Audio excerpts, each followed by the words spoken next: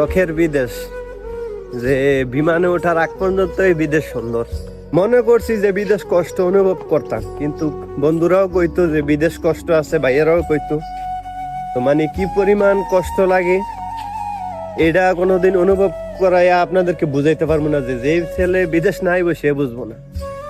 আমার কথা হইলো ভাই, টাকা কামাইতে পারবেন ঠিকই, এই বয়সে নিজের স্বপ্ন সব বিসর্জন দিয়ে দিচ্ছে।